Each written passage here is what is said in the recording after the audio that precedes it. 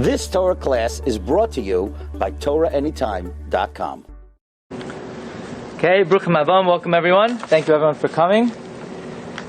Tonight's Shiur begins where we left off with the great adventures of the Radzina Rebbe.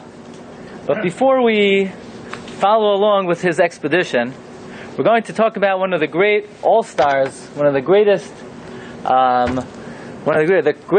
comets, one of the great celebrities, so to speak, of the Klal Yisrael throughout our history, and that is Reb Chaim Vital. Reb Chaim Vital, of course, was the primary disciple of the Arizal. But besides that, the Ari was his Rebbe in Kabbalah. But who was Reb Chaim Vital's Rebbe in Pshat, in regular, simple learning? The Alshich, Maram Alshich, Rav Moshe Alshich. In fact, in the year 1590, the Alshich gave smicha to Reb Chaim Vital. Authentic smicha, not the smicha that they have today, right? The smicha they have today is more like v'samach yadai arosh, but there was authentic smicha, real smicha, the traditional smicha that was on the par of the smicha that Moshe Rabbeinu gave to his Talmidim. And what's very interesting is Reb Chaim Vital was born in the year 1543. He passed away in 1620. So he lived 77 years. At the age of 26, aside from learning Pshat from the Alshich, he also began to learn Kabbalah from the Ramak, Rav Moshe Cordovero. At the age of 26, Reb Chaim Vital already wrote an entire commentary on the entire Zohar. So you can imagine, at the age of 26, he was already one of the world's leading authorities on Kabbalah. In 1569, he had already completed his commentary on the Zohar. However, in the year 1570, the life of Reb Chaim Vital changed forever. Because in the year 1570, you know who comes to Tzfas? None other than the Tano HaEloki, the Arizal, comes to Tzfas in the year 1570. Now you have to know, even though if we were to ask, how many works are there of Kabbalah from the Arizal? There are dozens, right? So you would think, and they were all written by Reb Chaim Vital, you would think Reb Chaim Vital must have learned from the Arizal for, 20, 30 years. Do you know how long the entire career of the Arizal in Tzfas was? He was only there for 2 years. That's the whole Arizal is 2 years. He passed away very, very young, 2 years, and then he was gone. So, in the year 1569, we're going to see, at that point Reb Chaim Vital was in Damascus, where he had already written an entire commentary on the Zohar. But let's get a little bit of the history of Reb Chaim Vital. The Chida writes in the Shem HaGdolim that from the time of his youth, everybody recognized Reb Chaim Vital was destined for greatness. In fact, Reb Yosef Karo, the author of the Shulchan Aruch, would tell Reb Chaim Vital's Rebbe, the Alshich, watch out with this kid. Be careful with this kid. This kid is something special. This kid is going to be great one day. And in fact, Reb Yosef, so the Alshich says, who said he's going to be great? Who said he's going to be great? So the Rabbi Yosef Karo said, my malach told me, the malach that used to come to learn with me, he told me that this tzaddik, Reb Chaim Vital, he's going to be great one day. Reb Chaim Vital meets the Arizal, and as soon as he meets the Arizal immediately put him on a program for success. You have over here, look at number 2, in the Shar HaGalgulim, the Reb Chaim Vital writes the program that the Arizal put him on, that the Ari told him that for his particular neshama, he should always be careful not to get angry, not to get aggravated, not to be sad, not to be arrogant, not to speak lashon hara, not to joke around, not to have idle chatter. Be careful not to become tamei, not to insult anyone. Make sure everything you eat was shechted properly. And the Arizal told me I should be humble, I should act b'shiflos, b'simcha, I shouldn't talk, I should have yiras chet. And then the Arizal told him exactly what to learn. Every day you have to learn Mikra, Mishnah, Talmud, Kabbalah, and my main learning should be the Zohar HaKadosh. This was the program for success. Imagine, the Arizal sat down with Chaim Vital. He said, kid, listen to me. Herzachayim. You want to be somebody? This is what you got to do. There's a sefer called Shivchei Reb Chaim Vital, which is somewhat like an autobiography of Reb Chaim Vital. Reb Chaim Vital writes how the Arizal did not allow everybody into Shiur. Arizal did not serve food at his Shiur. It wasn't like, he had pizza and then the Arizal, in fact, not only did he not serve food, he almost didn't let anybody in. He was very picky. In fact, who was Reb Chaim Vital's Rebbe? The Alshich. When the Alshich found out that his Talmud, Reb Chaim Vital, was learning Kabbalah from the Ari, he also wanted to learn Kabbalah from the Ari. The Ari didn't let. So he said to his Talmud, maybe you'll teach me Kabbalah. Reb Chaim Vital at first didn't let. So he was very depressed. He was very despondent. He was very hurt by this. In fact, he had a yeshiva in the house. It's reported of an Ashkenazi woman. Why she has to be Ashkenazi, I'm not sure. Anyway, it was maybe in Tzfas in those days, most of the people, mostly Sfardim.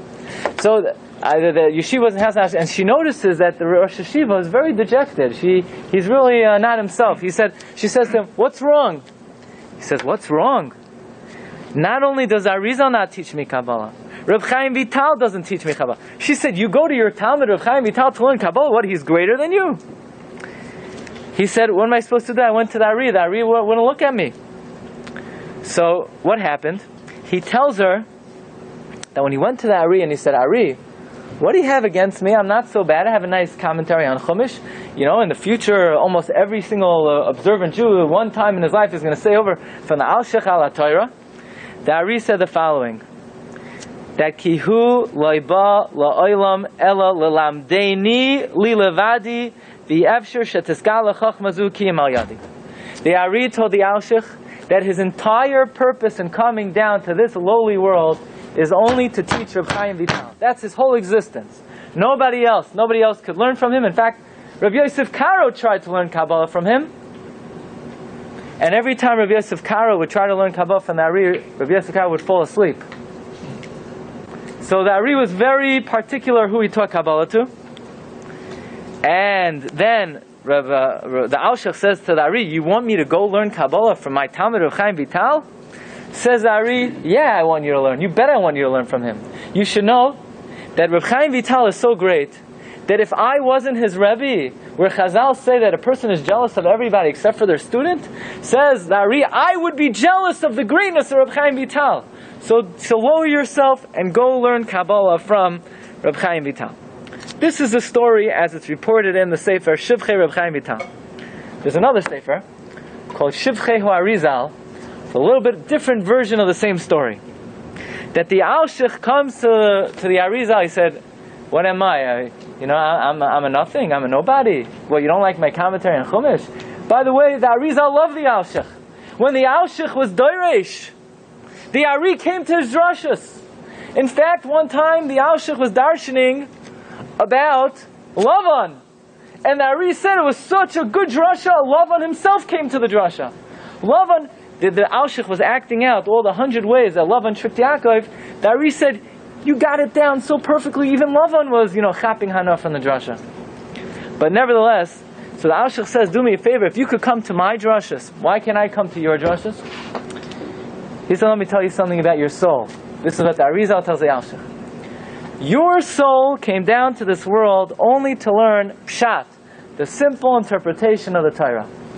The Alshich says, "What about Kabbalah? Kabbalah is very important." Ari said, "You already did Kabbalah in a different lifetime."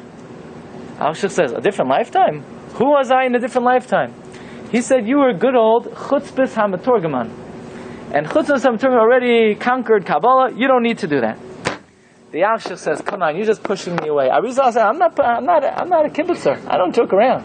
I'm serious. When I tell you you don't need to learn Kabbalah, I mean business. And the proof is like this. I want you to come here tomorrow, and you're going to sit right over there. And if you see me when I'm coming out of the city to be Makabel Shabbos, then you know I'm just pushing you off. But if you don't see me, that's the proof I'm telling you the truth.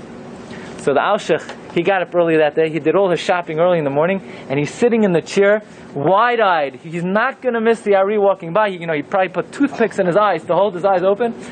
And as the Ari is coming by, right before Shabbos, all of a sudden the Alshich conks out. And he was such a deep sleep, they tried to wake him up, they couldn't wake him up. The Arizal said, wake him up! We can't leave him here the whole night. They wake him up, the Alshich said, I can't believe it. I've been waiting here the whole day just to see you, and I missed you. Arizal said, I told you. I told you I don't kid around. And from there on, the Ari writes, that's when the Alshach's reputation began to spread. Okay. So now what we're learning is, the Arizal had something he had a very deep affinity for Reb Chaim Vital. Reb Chaim Vital and the Ari, they were the closest, the Rebbe-Talmud relationship. And the Ari constantly told Reb Chaim Vital about how elevated his neshama was, how lofty his neshama was, that his neshama was as great as Tanoim. How wouldn't you like if your Rebbe came to you and said, you're such a good bacher, you're such a good student, you're like the Vilna Gaon. Yeah, it would probably make you feel good. Reb Chaim Vital was constantly told about the greatness of his neshama. So he goes to the Arizal, and he says, this is in the Sefer Shivchei Hari, it's Mamish Oya Menorah, a beautiful thought. And I once saw this quoted in the Hakdama of Rabbi Ovadia Yosef to Pirkei Avos. Really a beautiful thought. He says, Rebbe, you're constantly telling me that my soul is like a soul of one of the Tanoim, yeah? He said, I don't believe you. Come on, who are you kidding? I mean, that's like when you're in second grade and the teacher writes on the report card at the end of the year, he had a terrific year, we're so proud of the kid was lousy the whole year. What's the teacher going to write? Teacher doesn't want the parents to beat the kid the whole summer, so the teacher writes, nice things on the report card. Ari, he says, come on, who are you kidding? I'm like one of the Tanoim. He says, don't even come to the ankles of the lowest of the tzaddikim of the earlier generations. Said the Ari, you should see these words inside, look at number 5. On the third line in number 5. Vayomer, he said to me the following. Da, you should know, ki gedulas hanefesh eina tzluya kifi maisa ha'adam. Man is not judged by his actions, rak kafi hazman, but based on the time, v'hadar hahu, and the generation. Listen to these words. Never forget it for the rest of your lives. Ki maisa katan ma'oid b'dar haza, the smallest act in this generation, shakol kakama mitzvahs b'daris harishayim, is like many, many mitzvahs in earlier generations. Why? Ki b'dairos ha'elu haklipa goiveres ma'oid ma'oid. Because in our generation, says Ari, Tumah is out of control. The Sitra Achra is out of control. You know what kind of challenges we have here in Sfas with all kinds of Tumah. What kind of Tumah do they have in Sfas? They had no screens. They had no newspapers. They didn't. What kind of? But Arizal said, compared to the earlier generations, there's so many challenges that you should know. If you do one mitzvah, if you put on tefillin one day, that's like 100 years ago they learned the whole Shas. So extrapolating that to our generation, that's a very, very inspiring thought. That the smallest mitzvah that we do today, we look at ourselves, we're so low, we're so nothing compared to earlier generations. We are so nothing. But extrapolating this thought of the Arizal, that when the Sitra Achra, when the forces of Tumah are so strong, every mitzvah is magnified, is heightened tremendously. If a Jew wakes up in the morning and comes to Shacharis and davens with a minyan, who knows, that could be like in the times of the Tanoim, learning the entire Shas throughout their lifetime. Who knows? And therefore says the Arizal, don't put yourself down. He says, if you today would be transposed to an earlier generation, based on what you're doing now, you may be the Gadol Hadar of an earlier generation. Okay. Are the Averos like less also? So you got no excuses, right? Maybe. But now Reb Chaim Vital says, okay, Rebbe, very nice shmooze. I'm not a fool, he says. He says, Pam acheres amarti loi, ein ani pesi, I'm not a fool. He says, look around the cities of Tzfas.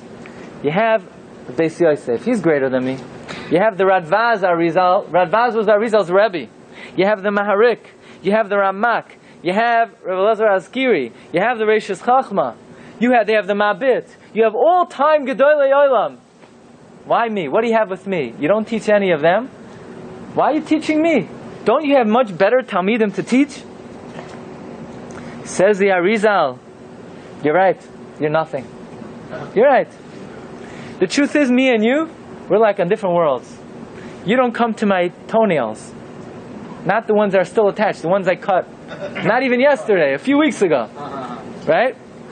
Not only that, really I shouldn't be makar of you. I'd be better off getting together a small group of Gedolei Hadar like Rabbi Yosef Karoi and the Alshich, and then I would put up advertisements for my yeshiva. I would say, this is a yeshiva from Mitsuyanim. Only the best guys get into my yeshiva. And then maybe, it would be a big covet for me. So really, that's what I should have done, says Arizal. But why did I choose you? Because you're the greatest of all of them. And then he says the following. He says, don't think that in Shamayim they look at people the way we look at people down here on earth. Down here on earth we say, oh, everyone says, yeah, he's a big Talmud Chacham, he's a big Goin, he's a big Tzaddik. Just because that's what we say down here, that doesn't mean that's what they say in Shamayim. Says Arizal, if you would only know people's the flaws of their neshama, you'd be surprised exactly that our evaluation system is not the way it is in Shamayim. Says Arizal, you should know, I weighed all the tzaddikim in this generation, and I did not find anyone as pure and clean as you. And I can't say anything more. So what exactly the Arizal meant? I don't know. First he says, you're the lowest. Then he says, you're the best. Maybe he was the purest. But apparently there was something unique about the neshama of Chaim Vital that the Arizal selected Rav Chaim Vital.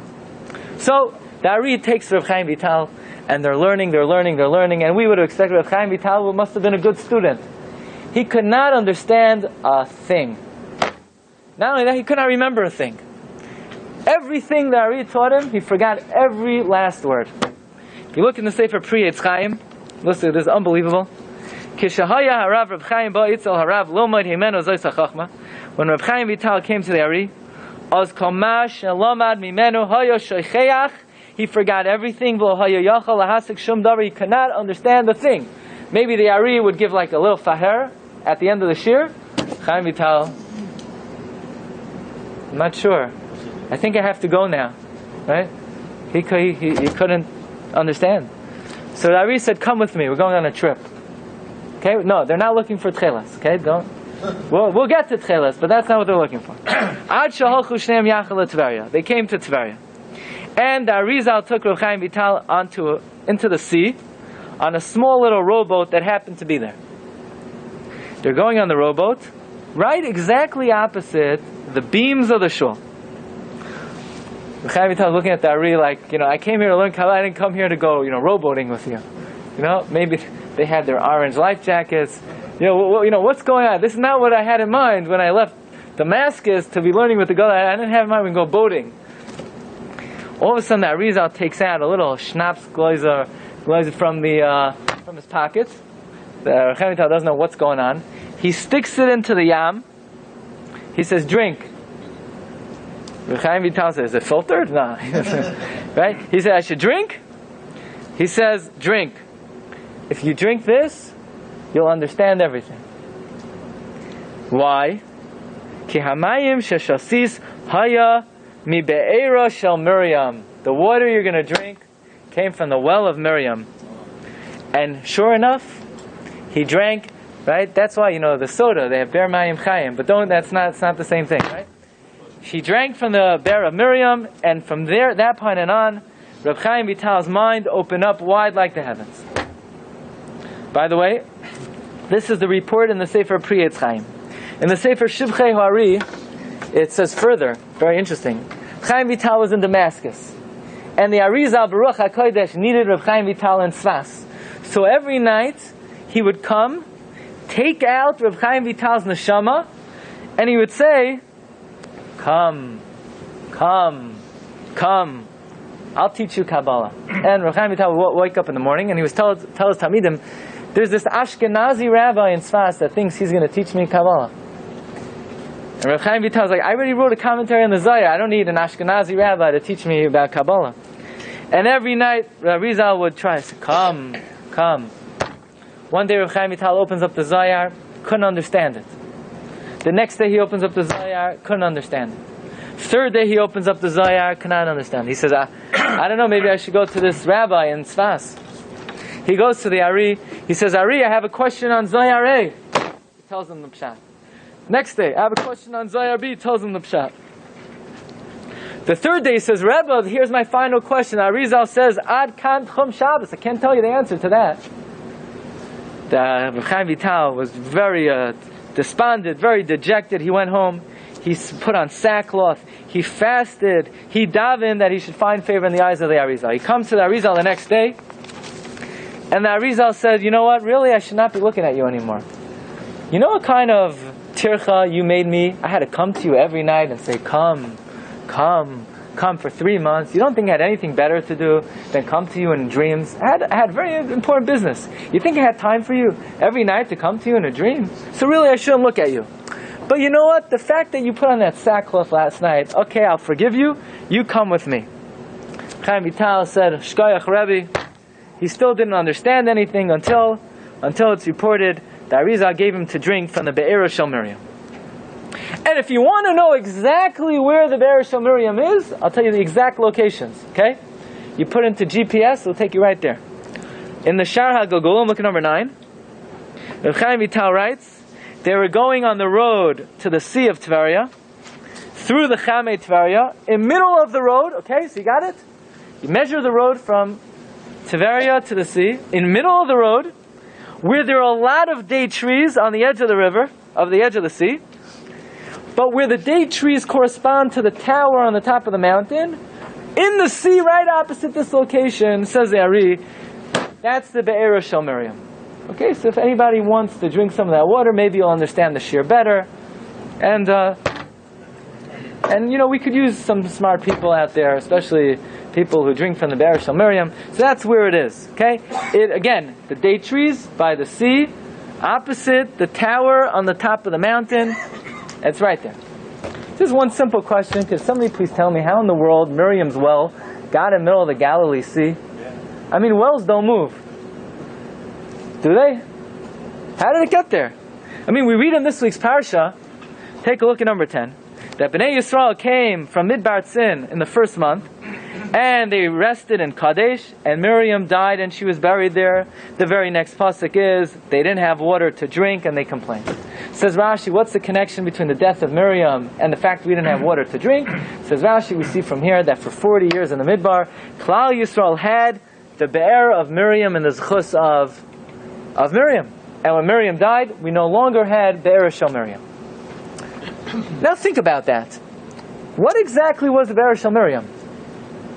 Because the Jewish people didn't, it's not like they were parked in one place for 40 years. They made 42 masais. So where exactly was this Be'er Shel Miriam? Was it in one central location? So actually the truth is that the Be'er Shel Miriam did move. The Gemara Masechta Shabbos, you have it on your sheets over here in number 6, number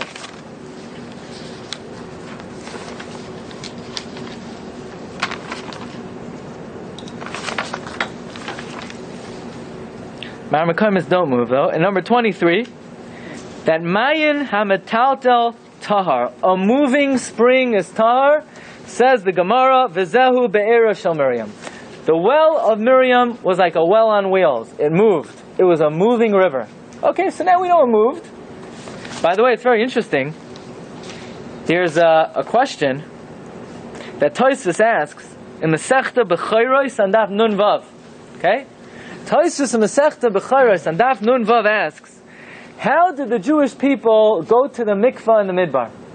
They did not have mikvahs. I mean, it wasn't like at different resting stops they had, different mikvahs. How did the Jewish people go to the mikvah in the Midbar? Says the Ar Sameach. Ar Sameach wrote this in a letter in the Sefer Zera Avram. Zera Avram was written a Sefer from Rav Menachem Zemba that also has Chidushim from Meir Simcha. He writes, the Gemara in Shabbos says the Be'er Shel Miriam was a moving spring. It moved. It rolled with them in the Midbar. So therefore, you want to know what mikvah the Jewish people use in the Midbar? They use Be'er Shel Miriam. They use Be'er Shel Miriam. And another proof that it moved is unbelievable. We know in the end of Parshas Bahaloischa, when Miriam and Aaron speak Lashon Hara about Moshe, what did they say about Moshe? They said, Moshe, who does he think he is? He's separating from his spouse. What, he's holier than us? We're also Nevi'im. God never told us to separate from our spouse. Why is he separating from his spouse? So God wanted to show them that Moshe Rabbeinu had to do this because Rebbeinu Shem could come to Moshe at any moment, and Moshe always had to be on call to receive the word of God. So therefore Hashem came suddenly, Pisayim El Aaron Ve'el Miriam, and Rashi says, oh, they were tamei. They were tamei because they had been with their spouse. And says Rashi, they cried out, Mayim, give us water, we need water. We need to be matar ourselves. So there's a Sefer Lahiros Nasan by Rav Nasan Gestetner, a great Paiskim last generation.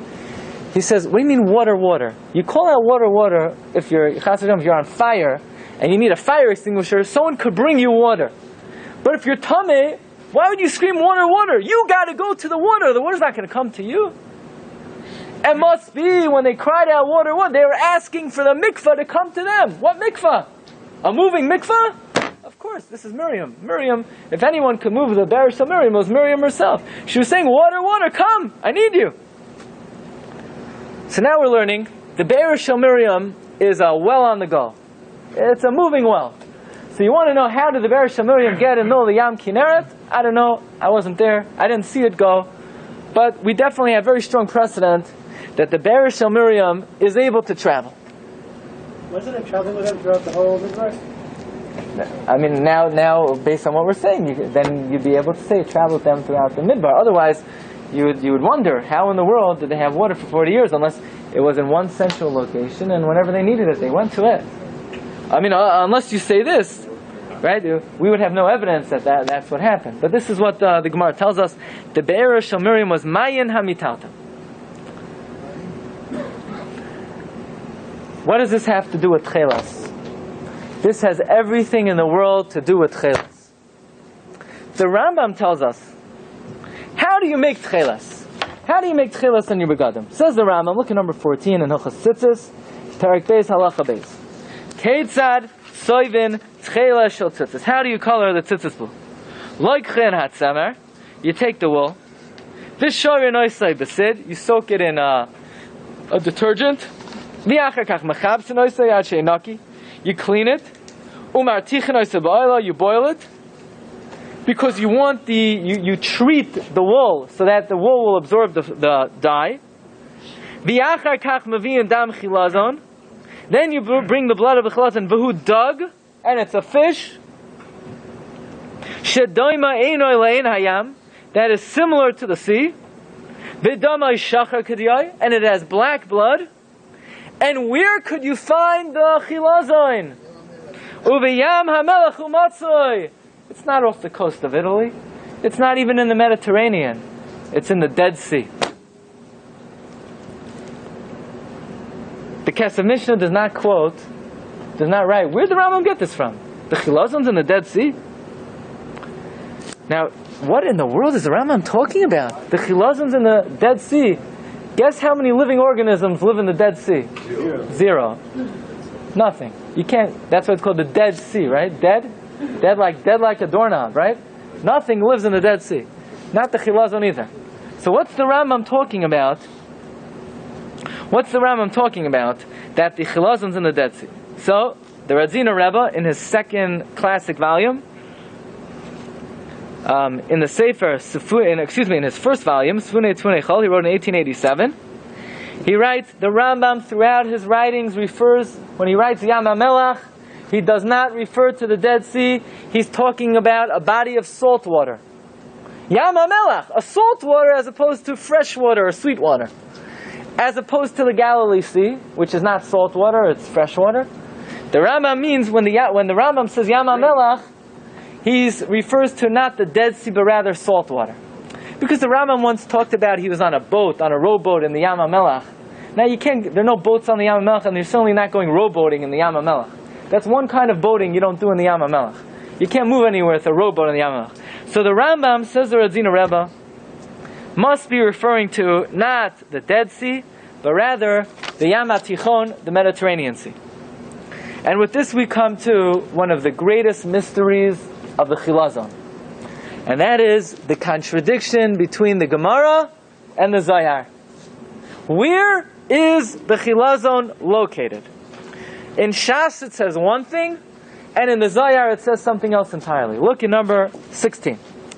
It's talking about Nivuz Radin. In the times of Churban Beis HaMikdash, Nivuz Radin allowed some Jews to remain in Eretz Yisrael. Umidalas ha'aretz hishir Nivuz Radin rav tabachim. And from the poor of the land, Nivuz Radin left lekarmim, to take care of the karmim, uli yagvim, and to take for the yagvim. Says the Gemara, karmim means they gathered afar simoin. Afar simoin is balsam, and they gathered balsam from Ein Gedi until Ramas, And Yogvim, Nevuzradin allowed some people to stay in Eretz Yisrael. They were the Yogvim. What's a Yogev?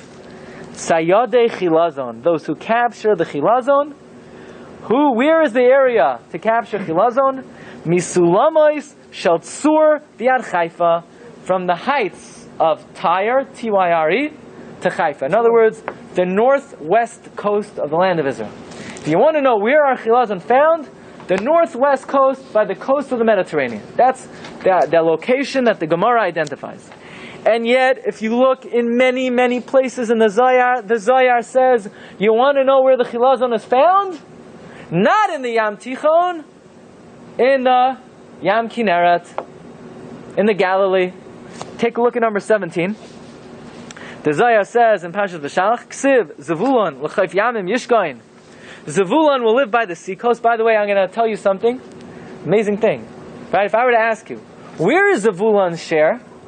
Everyone would say, everybody knows. Yisachar sits and learns, and Zevulon is L'chayf Yamim, by the seacoast. You know that Zevulon was nowhere near the seacoast? Nowhere near there. That's what they they tricked you into thinking that. You could look in any Jewish book, Zevulon is smack in the middle of Eretz Yisrael. He's not by the seacoast. It's not true. It's just not true. He was a sailor. Yeah, he was a sailor. But he didn't live near the seacoast. Usher lived near the seacoast. Zvulun didn't live anywhere near the seacoast. What? Huh? Done further south.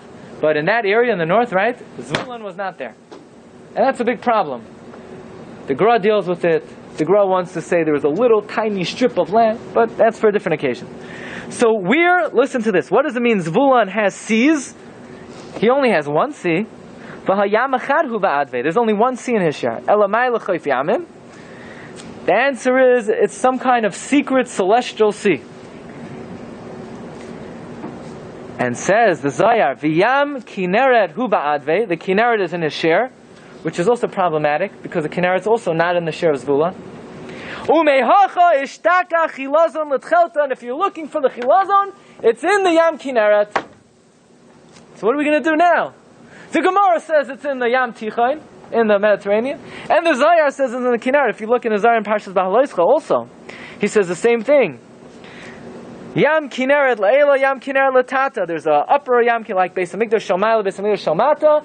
Yam Kinneret la'ela, Yam Kinneret la'sata. Says the Zohar, Techeiles la'ela, Techeiles la'sata. You want to know where the Techeiles is? It's in the Yam Kinneret. So what do we do now? So where in the world is it? And to make things even more interesting, the Radzina Rebbe did not find Techeiles not in the Kinneret and not by the coast of Haifa. He found it where? In Italy. Now Italy is not in Eretz Yisrael. They do have pizza in Eretz Yisrael, but Italy is still not in Eretz Yisrael. So it says the Radzina Rebbe, I found a pasuk in Navi. Listen, you'll get a load of this one. There's a pasuk in Navi that says Techeiles will be found in Italy. Where? Pasuk in Yechezkel, Perek Chav Zayin, says Techeiles ve'argamon, the blue dye, the purple dye, me'iye Elisha, from the islands of Elisha. Where are the islands of Elisha? Your name is Elisha? His name is Elisha. What does Elisha mean? Says the Targum Yonasan ben Uziel, me Medinas Italia. So it says the Radzina Rebbe, that's not a contradiction to the Gemara. The Gemara says that it's found in the Mediterranean, and Italy is off the coast of the Mediterranean, right? The water by Italy is also the Mediterranean Sea. But how are you going to reconcile the Zohar that says that the Chilazon is found in the Yam Kinneret with the Gemara that says it's found in the Yam Atichon? So, in the year 1888, after thinking about this question for an entire year, the Radzina Rebbe came up with the following answer. And he said like this. He says, look at number 21. He says, on the 6th line, I've already been bothered by this question, that the Gemara is a contradiction to the Zohar. And therefore the answer is like this. The Chilazon starts out in the Yam Kinneret. That's where it's conceived and that's where it's born. But did you know that the Yam Kinneret and the Yam Atichon are connected? So they're connected? What are you talking about? There's no body of water that connects them. Underground, they're connected through underground tunnels. We know there's a concept that under the earth, there's water. Right? In fact, there's an opinion in the Gemara that even when it rains into a river, every drop that comes down from Shemayim, 2 drops come up from under the ground. That most water comes from under the ground. So therefore the Radzina Rebbe, this is what he thought of in 1888. The Chilazon starts out in the Yam Kinneret. It wiggles its way under the ground to the Yam Tichain. If you want to catch it, and you want to study it, you go to the Mediterranean. But if you want to know its place of origin, the Zayar is right, the Gemara is right. The Chilazon starts off in the Yam Kinneret, and it eventually makes its way to the Yam Tichain. What about the Rambam who says that it's found in salt water? That's where it's found, in the Yam Tichon. That's where it's found. The Rambam is exactly right. Bottom line, at the end of the day, where is it found? In the Yam Tichon. In 1889, the Radzina Rebbe says, after thinking about this for a year, I don't go for it. I don't go for it. If you look in the second paragraph, number 22. I can't really pass off in an intelligent way that the Chilazon starts off in the Yam Kinneret. So that means if you were like a marine biologist and you went to the Yam Kinneret, you should be able to scoop up like these tadpoles of the Chilazon and bring it home to your fish tank, and eventually you're going to get what the Radzina Rebbe held was the Chilazon is tremendous. It's a squid. You don't want to meet it going swimming somewhere. It has 8 arms, and if it cuddles you, you're in big trouble. So the Radzina Rebbe, look, nobody ever found any Chilazon in the Yam Kinneret, not baby ones, not little ones, not microscopic ones. There's no information in the Gemara that it starts off in the Kinneret. According to Shas, it's only in the Yam Tichain, and therefore in 1889 the Radzina Rebbe rejected what he wrote in 1888. And therefore he's up the creek without a paddle, looking for an explanation of how do you reconcile the Gemara Masechta Shabbos that says the Chilazon is found in the Yam Tichain with the Zayar that says it's found in the Yam Kinneret. And the Radzina Rebbe says a mamish, something ayam v'nayra, an amazing thing, unbelievable. The Gemara Masechta Shabbos and Daf Lamed Hey says that Rabbi Nechemia holds Bein Hashmashos is approximately 9 minutes. No, 23. We hold Bein Hashmashos is the amount of time it takes to walk 1 mil, which is what? 18 minutes. But Rabbi Nechemia holds it's half a mil. Says Rabbi Chanina, and how long does it take to walk half a mil?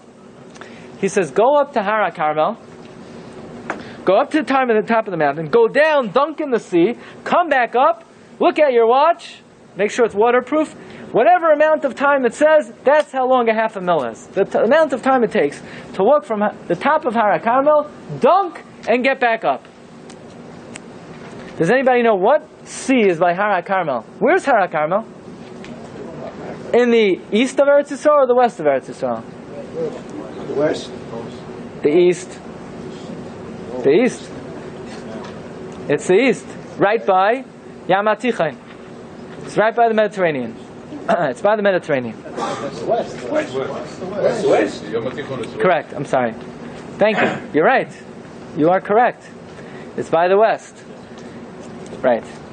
It's right by the Mediterranean Sea. Thank you. It's by the Mediterranean Sea. So the amount of time it takes to go from Har HaKarmel, dunk, and get back up, that is half a mil. The Gemara continues. Once we're on the topic, does anybody want to see Beresh Miriam? The Gemara says. You want to know where the Beresh Miriam is? Says the Gemara, go up to Har HaKarmel, look down into the sea, you'll see like some bubbling in the sea, you'll see some suspicious bubbling. You should know that's Beresh Miriam. So where is the well of Miriam according to Shas Bavli? In which sea? The Mediterranean. Right? Because the Gemara said, you go up to Har HaKarmel, which is not near the Yam Kinneret, it's right by Yam HaTichain on the west, and you look into the sea, and you see Beresh Miriam. Okay, fine. So maybe Beresh Miriam is in the Mediterranean. The problem is there are about 10 midrashim that say Beresh Miriam is in the Yam Kinneret. For example, number 1, look in the Yushalmi and Klayim. The Yushalmi and Klayim in Parak Tes Ois Gimel says on a pasuk in this week's Parsha, The pasuk says, Hanish gafa pnei hayishimoin, overlooking the Yeshimoin. What's the Yeshimoin? The desert. Amar Reb Chia Brei, Kamishu Oila Lahar Yeshimoin. If you go up to the mountain Yeshimoin, Umatza Kamin Kivara B'yam, and you see some bubbling in the sea, B'yam Tiberia, in the Galilee Sea, Zuhi Be'er Shel Miriam. That's the spring of Miriam. Wait a second. The Gemara says Be'er Shel Miriam is in the Mediterranean, and the Yerushalmi says it's in the Kinneret, in the Galilee. Look in Vayikra Rabbah. It says go up to the Pnei HaYeshiman, which is by the desert. Look down into Yam Tiberio. You'll see Be'er Shel Miriam. So I have a question for you. Where in the world is Be'er Shel Miriam? Where is it? Where did it go? Is it like the Gemara says in the Yam Atich? Or is it like the Medrash says in about 8 different places, and the Yerushalmi says in the Galilee? Comes Rav David Luria, who's mamish a baki nifla in all the midrashim, and he says the fact is that there's such a preponderance of evidence that the Be'er Shel Miriam is in the Yam Tiberia based on so many midrashim, we are forced to say that the Gemara is a Ta'as Sofer. That it shouldn't say go up to Har HaKarmel and look into the sea and you'll see Be'er Shel Miriam. The printer, because in the earlier Gemara was talking about knowing when Bein Hashmashos was, and it said go up to Har HaKarmel, dunk in the sea and come back up, so it got confused in the next Gemara and it also said Har HaKarmel. What it meant to say was Har HaYeshimain, and therefore you have to change the Gersa of the Gemara in Shabbos to say Har HaYeshimain. And therefore, if you want to know where Be'er Shel Miriam is, says Radal, it's only in the Galilee, and the text in our Gemara is mistaken. Says Radzina Rebbe, I can't accept the fact that every single Gemara in the world has an improper text, especially because the line before just mentioned Har HaKarmel. So presumably the next line is also talking about Har HaKarmel. And therefore the Radzina Rebbe says a wondrous thing. And that is, anybody here know anything about fish? Good. Nobody knows. No. Right? Do fish survive better in salt water or in fresh water? So you say it depends. I have a fish tank at home that's a freshwater fish tank and my saltwater fish. In general, I know about your fish tank. I want to know in general. Do fish do better in the salt? They do better in the salt. Salt water. Thank you. That's the right answer. Good. Fish do better in the salt. That's why if you look in the Tosefta in Sukkah, it says that the Yam Atichon has over 300 species of fish. Yam Kinneret is Shvach HaMaisas. People, I know, somebody asked me, but he was there and he saw someone fishing and he found the St. Petersburg fish. Gayach. They do have fish. I know they're fish in Yam Kinneret, but it's not like Yam Atichon. Why? Because Yam Atichon is salty and Yam Kinneret is fresh water.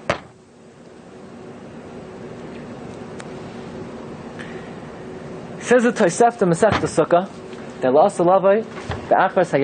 water is going to come out of the Beis HaMikdash, flow through the doors of the Beis HaMikdash, flow out and make 3 stops. Dead Sea, Yam HaMelech, and it's going to cure it. Yam HaTichain, it's going to cure it. And then Yam Kinneret, and it's going to cure it, says the Tosefta Masechta Sukkah. Now, what's it curing it from? It's not infested. It's not bacterially contaminated. It's going to cure it. Says you can't drink the Yam HaMelech, right? You can't drink it. So the water is going to come out of the threshold of Beis HaMikdash, go to the Dead Sea. It's going to be drinkable. It's going to be drinkable. So if you're doing business with that salt, with all those products, get it over. Do it now, okay? Because it's not a long-term business solution. One day the salt's going to go. Then it's going to make its way to the Yam Tichon. It's going to cure it. Cure it from what? You'll be able to drink it. Says the Tosefta, and then it's going to cure the Yam Kinneret. That's all the Tosefta says. The Yerushalmi in Masechta Shkolim asks a question on this Chazal. The Yerushalmi in Shkolim asks on the Tosefta, why would the Kinneret need to be cured? Cured from what? It's already drinkable. Says the Yerushalmi, it's drinkable, but the fish can't really live in the Yam Kinneret. Why?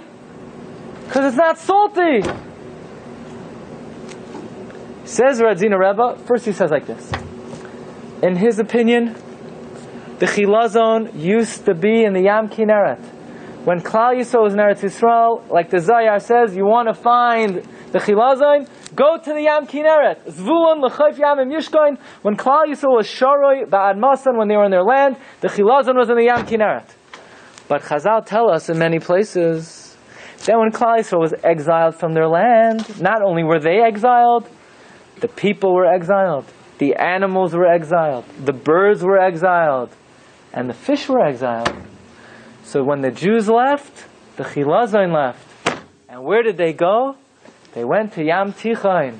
They went to the Mediterranean Sea, and eventually they made their way to Italy. They'll catch the Summer Olympics while they're there, right? They eventually made their way to Italy. That's the first suggestion of the Radzina Rebbe. Comes the Radzina Rebbe and he says further.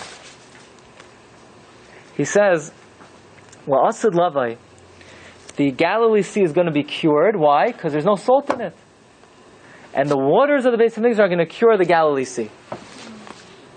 Says the Radzina Rebbe, not only did the fish move, the Be'era Shel Miriam also moved.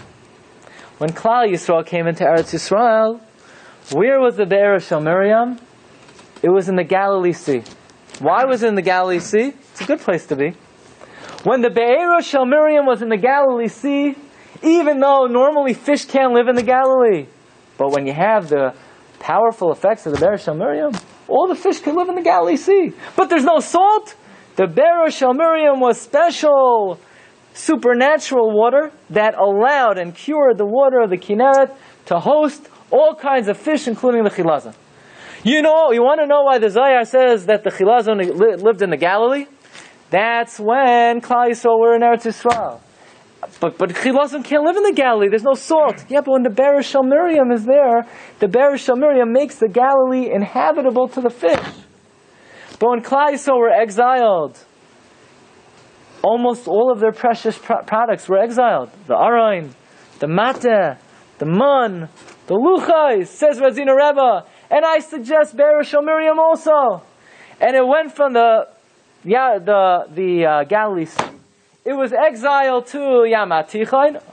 If there's no Be'era Shel Miriam in the Galilee Sea, the Chilazon can no longer survive there because it's a body of fresh water, and the Chilazon went to the Yam HaTichain. Says Radzina Rebbe, take a look on page 5, the bold print. Ukfizen izbayar tam heder mitzias hachilazon miyam kineret achar achorban. Now we can understand why the Chilazon is no longer found in the Galilee after the Churban.